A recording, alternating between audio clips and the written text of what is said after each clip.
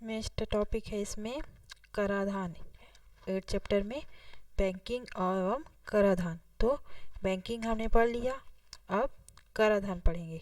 Taxation मतलब tax है ना। वार्षिक आय पर किस प्रकार से टैक्स लागू होता है और कहाँ कहाँ पर लागू होता है, किस किस में टैक्स की माफ़ी होती है, छूट होती है, उसके बारे में हम जानेंगे। ठीक है। परिचय। भारत सरकार जन कल्याण के लिए बहुत से काम करती है। इसके लिए उसे धन की आवश्यकता पड़ती है। क्या आप बता सकते हैं कि सरकार इन सब कार्यों को पूरा करने के लिए धन कहाँ से प्राप्त करती है? सरकार धन प्राप्त करने के लिए आय कर, सेवा कर, बिक्री कर आदि के रूप में जनता पर कर लगाती है। ये करें पूर्व निर्धारित होती हैं। सरकार कुछ कार्य करती है, उनके लिए जो धन की आवश्यकता होती है उसके लिए क्या करती है सरकार? धन प्राप्त करने के लिए आय कर, टैक्स लेती है ना। सेवा कर, जो सेवा करती है उस पे भी टैक्स लेती है। और बिक्री कर मीन्स सभी खरीदने जो भी सामान जो सरकारी आता है, सरकारी होता है, उन सब में कर लगा होता है। सामान जैसे कि कोई भी सामान खरीदने पे उसमें टैक्स भी जुड़ा होता है सरकार की तरफ से, है ना। कोई भी सामान खाने पीने या फिर खाने पीने की सामग्री हो गई या ज़रूरत की, रोज़मर्रा की ज़रूरत की जितनी भी सामानें होती हैं जिन्हें हम उपयोग करते हैं, उसको खरीदने में, है ना, खरीदने में हमें कर भी चुकाना पड़ता है। हर सामान के साथ कर भी जुड़ा रहता है। ठीक है। अब सोचे एवं चर्चा करें। सरकार इसके अतिरिक्त विकास के कार्यों को पूर्ण करने के लिए और अपने खर्चों की पूर्ति हेतु कहाँ कहाँ से धन प्राप्त करती है, इसके भी अतिरिक्त धन प्राप्त करती है, उसको देखेंगे। आप जानते हैं कि आयकर क्या है? अब आयकर के बारे में पढ़ेंगे। ठीक है। भारत सरकार को विभिन्न स्रोतों से प्राप्त होने वाली कुल आय का एक बड़ा हिस्सा आयकर से प्राप्त राशि होती है। जितने भी सरकार वसूल करती है जनता से, जितने भी भारत सरकार प्राप्त करती है ना, जनता से कुल आय का एक बड़ा हिस्सा क्या होता है? उसे आयकर कहते हैं। आयकर से प्राप्त होती है, प्राप्त राशि होती है। सरकार आयकर प्राप्त करने के लिए आयकर की न्यूनतम सीमा निर्धारित करती है। सबसे निचली सीमा वो सरकार निर्धारित करती है। इस सीमा से अधिक आय प्राप्त करने वाले व्यक्तियों, कंपनियों या उद्योगों को आयकर देना पड़ता है। मतलब कि कोई भी सीमा निर्धारित कर देगी सरकार, जैसे कि बोलेगी कि हम आपकी कमाई हो रही है 1 लाख रुपए, अगर सालाना हो रही है तो हम आपको सिर्फ 10,000 रुपये तक छूट देंगे। और अगर आपका कमाई 10,000 से अधिक हो रहा है तो 1 लाख से ज़्यादा कमाई हो रहा है, मान के चलो 1 साल में 1.5 लाख कमाई हो रहा है, तो बोलेगा सरकार कि हम सिर्फ आपको 1 लाख तक छूट देंगे। लेकिन 1 लाख से अधिक अगर आप कमा रहे हैं तो उसमें आपको आय पटाना पड़ेगा, सरकार को आय देना ही पड़ेगा। तो 1 लाख से कितना अधिक? 50,000 रुपये, है ना। तो इसी 50,000 रुपये में आपको आय देना पड़ेगा। तो एक न्यूनतम राशि निर्धारित कर लेती है सरकार, और इस सीमा से अधिक आय प्राप्त करने वाले व्यक्ति हो गया या फिर कोई कंपनी हो गया या फिर किसी चीज़ का उद्योग हो गया को आयकर देना पड़ता है। जो व्यक्तिगत होता है, कंपनी या फिर उद्योग जो व्यक्तिगत होता है, उन सभी में को आयकर देना पड़ता है। लेकिन न्यूनतम सीमा से कम आय प्राप्त करने वाले व्यक्तियों या कंपनियों या उद्योगों को आयकर नहीं देना पड़ता। 1 लाख तक सीमा अगर निर्धारित कर दी है कंपनी और कोई व्यक्ति सालाना 70,000 या 80,000 कमा रहा है तो उसे नहीं देना पड़ता, क्योंकि 1 लाख से कम है। ये राशि क्या है? 1 लाख से कम है, तो उसे आय नहीं देना पड़ता। ठीक है। टैक्स नहीं देना पड़ता, टैक्स का भुगतान नहीं करना पड़ता।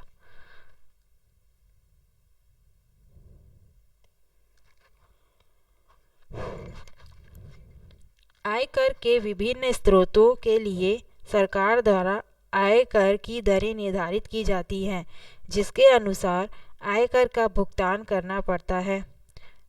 आय से के विभिन्न स्रोतों के लिए सरकार द्वारा आयकर की दरें निर्धारित करनी पड़ती हैं की जाती है, जिसके अनुसार आयकर का भुगतान करना पड़ता है। परंतु कुछ विशेष श्रेणियों में आने वाले व्यक्तियों, कंपनियों या उद्योगों को आयकर में छूट दी जाती है।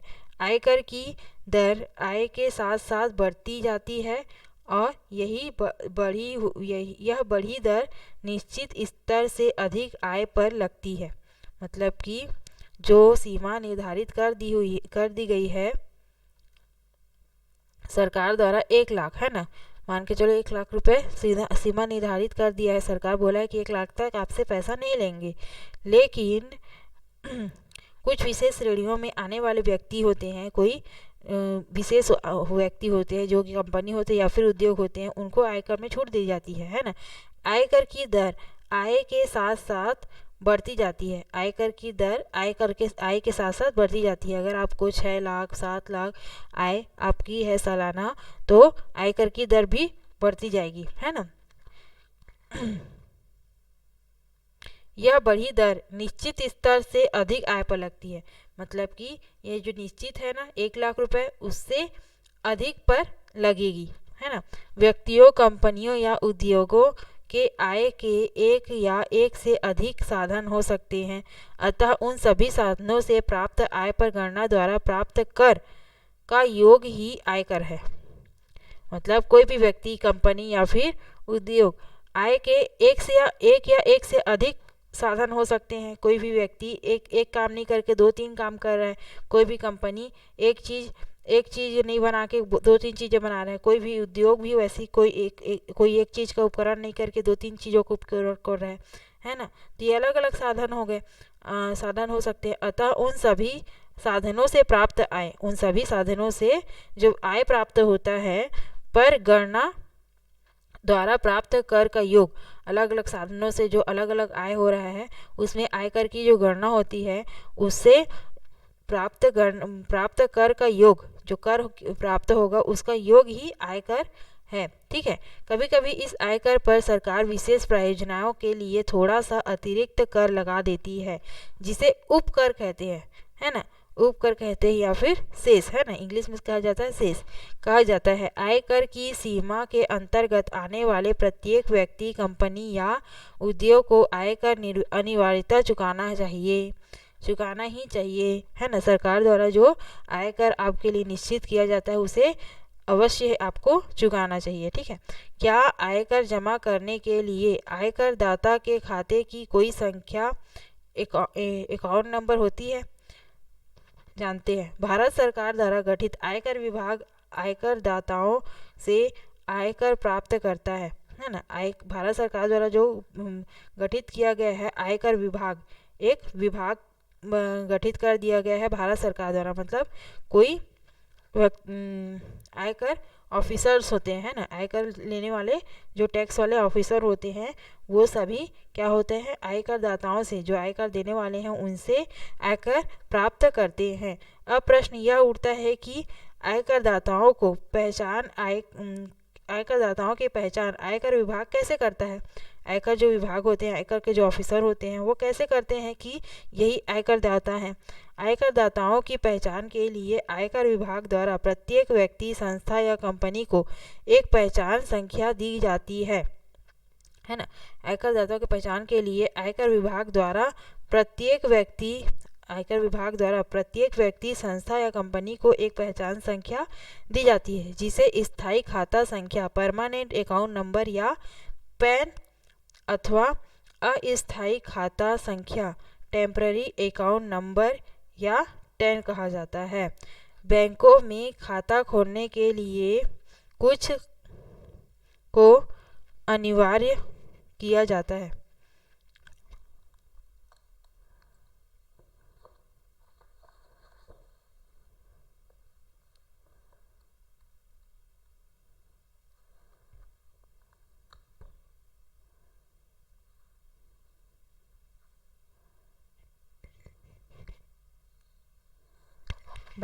खाता खोलने के लिए पैन को, ये क्या लिखा हुआ है, पैन, PAN को अनिवार्य किया जाता है ताकि आयकर विभाग को खाता धारकों के आय की जानकारी हो सके। पैन कार्ड जरूरी होता है। कोई भी बैंक में अगर आप खाता खोलने जा रहे हैं तो आपसे पैन कार्ड मांगता है ना। किसी भी व्यक्ति का एक पहचान पत्र जैसे होता है ये पैन कार्ड, वो अनिवार्य रूप से जमा करना पड़ता है ताकि जो इस आयकर जो पैन कार्ड है उसके नंबर से आयकर विभाग वाले आपको पहचान सके और को खाता धारकों की आय की जानकारी हो सके। कितना आय उसके अकाउंट में है वो पैन कार्ड के नंबर से आपको आपके बारे में आयकर विभाग वाले जान सकते हैं। अच्छा ठीक है। उसके बाद यह आयकर किस अवधि के लिए एवं किस दर पर लगाया जाता है उसके बारे में जानेंगे। किसी व्यक्ति, कंपनी या उद्योग को 1 अप्रैल से 31 मार्च तक की अवधि में आय के समस्त स्रोतों से जो आय होती है उसी पर उसे आयकर का भुगतान करना होता है। 1 अप्रैल से मतलब 2000 मान के चलो 3 के 1 अप्रैल से 2004 के 1 साल का बता रही हूँ ना मैं, 1 साल 2004 के 31 मार्च तक मतलब पूरी तरह से 1 साल तक अनिवार्य रूप से आयकर का भुगतान करना होता है। समस्त स्रोतों से जो आय प्राप्त होती है उसी पर उसे आयकर का भुगतान करना होता है। ठीक है। इस अवधि को वित्तीय वर्ष कहते हैं। इसी अवधि को 1 अप्रैल से लेकर 31 मार्च तक को, किसी भी साल के 1 अप्रैल से लेकर 31 मार्च तक को अवधि को वित्तीय वर्ष कहते हैं। आयकर गणना के लिए सरकार द्वारा आयकर की दरें निर्धारित की जाती है जो वित्तीय वर्ष के अनुसार बदलती रहती है। एक वित्तीय वर्ष के बाद दूसरी वित्तीय वर्ष के लिए जो सरकार द्वारा आयकर गणना के लिए सरकार द्वारा जो आयकर की दरें निर्धारित होती है वो कभी कभी बदल भी जाती है। ठीक है। अब पहला दिया हुआ है इसमें, आइए विगत 3 वर्षों की मतलब पिछले 3 वर्षों की आयकर दरों की तालिका का अवलोकन करें जिसमें आयकर की गणना दरें समय अनुसार परिवर्तित हुई हैं। दिया हुआ यहाँ पे वित्तीय वर्ष पहला है 2013-14, 14-15, 15-16। पहला कॉलम में दिया हुआ पुरुषों के लिए क्या रूल है, महिला के लिए आयकर के लिए क्या रूल है, और वरिष्ठ नागरिक जो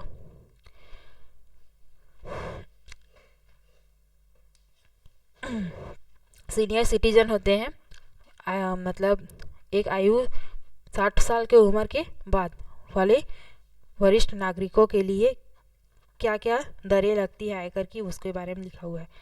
आय सीमा है, आय कहाँ तक लगेगा वो, और आयकर की दर, इतना आय तक कितना दर लगेगा, इतना आय तक कितना दर लगेगा और इतना आय तक कितना दर लगेगा, वो अलग अलग से कॉलम में दिया हुआ है। 2013-14 में क्या था, 2 लाख तक तो पुरुषों को कोई कर नहीं देना पड़ता था। ठीक है। फिर 2 लाख से 5 लाख तक 10%, 5 लाख से 10 लाख तक 20%, 10 लाख से ऊपर में 30%, कुल आय का 10%, कुल आय का 20%, कुल आय का 30% आपको टैक्स पटाना है।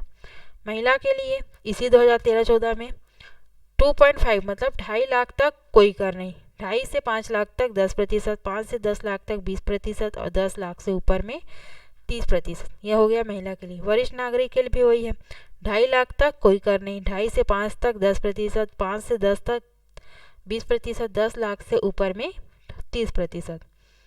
2014-15 का नियम है पुरुषों के लिए 2.5 लाख तक कोई कर नहीं, 2.5 से 5 लाख तक 10%, 5 से 10 लाख तक 20%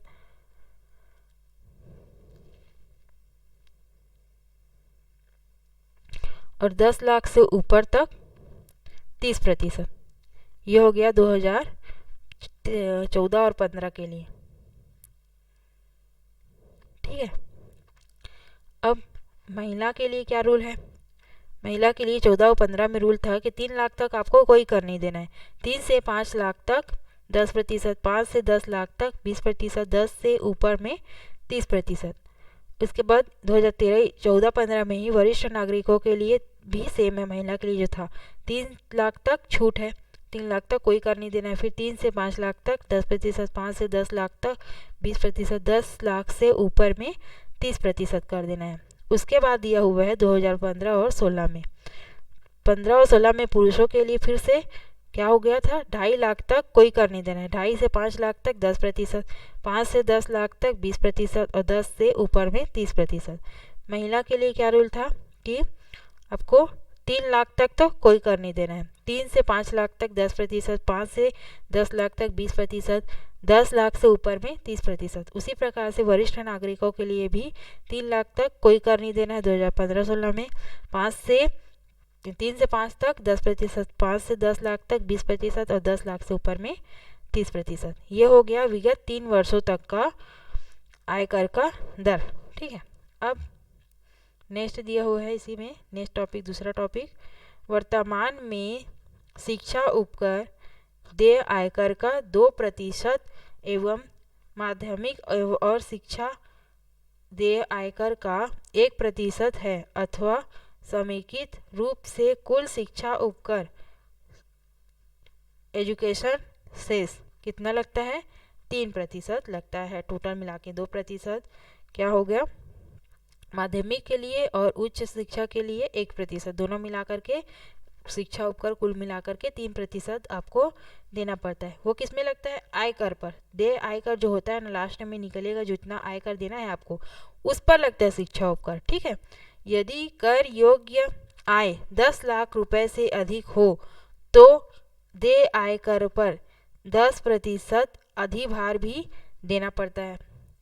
आयकर, चौथा दिया हुआ, आयकर अधिनियम 1961 की धारा 80B के अंतर्गत जमा की गई धनराशि पर आयकर छूट की अधिकतम सीमा 1.5 लाख रुपए है, जो सकल आय से घटा दी जाती है। शेष आय पर आयकर की गणना की जाती है। ठीक है, अब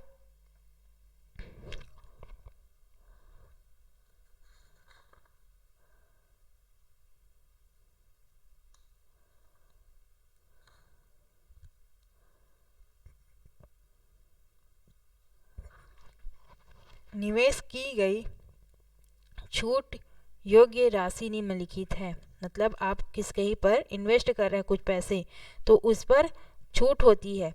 योग्य राशि निम्नलिखित है, छूट योग्य जो राशि होती है वो किस किस पर छूट मिलेगी आपको, जहाँ पे आप निवेश करेंगे। तो यहाँ पे अगर आप निवेश करते हैं, यहाँ पे अगर आप इन्वेस्ट करते हैं अपना पैसा, तो वहाँ पर आपको आयकर नहीं देना पड़ता, वहीं पे छूट रहता है। तो वो कौन कौन सी जगह है उसको यहाँ पे दिया हुआ है। पहला है जीवन बीमा पॉलिसी की वार्षिक किस्त में आपको आयकर नहीं देना पड़ता। LIC की जो आप किस्त पटाते हैं उसमें आयकर आपको नहीं देना पड़ता। यूलिप में जमा वार्षिक किस्त। तीसरा दिया हुआ है सामान्य भविष्य निधि वार्षिक जमा राशि पे। चौथा दिया हुआ है गृह ऋण पर मूलधन जमा की वार्षिक राशि। गृह ऋण, अगर आप होम लोन लेते हैं पर मूलधन जो होता है, जो मेन रुपया होता है, उस पर जमा की वार्षिक राशि, अगर वार्षिक राशि पे आपको कर नहीं देना पड़ता है। बच्चों को देय शिक्षण शुल्क, जो बच्चों के लिए आप शिक्षा शुल्क देते हैं उस पर भी आपको आयकर नहीं देना पड़ता। दिया हुआ है सावधि जमा राशि पे। सावधि अगर एक मुश्त आप बैंक में कहीं पे जमा कर रहे हैं उसमें भी आपको आयकर नहीं देना पड़ता। फिर दिया हुआ है समूह बीमा परिवार कल्याण में जमा वार्षिक अंशदान की राशि आदि, इन सब में आपको आयकर नहीं देना पड़ता। आइए आयकर की गणना को निम्न उदाहरण द्वारा समझते हैं। अब आयकर के ऊपर कैसे आयकर किस किस पर लगता है, कितना लगता है और कैसे निकालते हैं आयकर को कुल राशि में से, कुल आय से, है ना। एक साल में अगर आप जितना कमा रहे हो उसमें कितना आय लगेगा और कैसे लगेगा आयकर लगेगा, उसे आप आगे के उदाहरणों में पढ़ेंगे। इसको नेक्स्ट वीडियो में देखेंगे।